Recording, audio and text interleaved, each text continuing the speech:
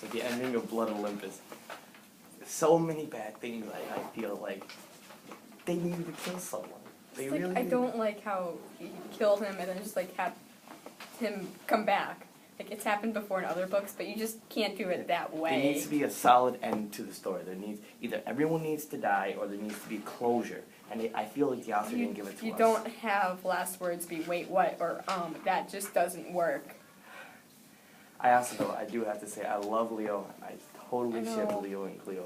Calypso. Calypso, yeah. Good job. I know I keep doing that. Also, I'm so curious what happening to the rest of the world. Like, how long was he dead? Like probably just like 15 minutes. That's my bet. I bet it was too. It's I'm like sure. he could have had it like him flying into Camp Half-Blood, or like how long was he actually on the island or falling into the island? Like how old is like everyone else now? Yeah, That's exactly. going to annoy me.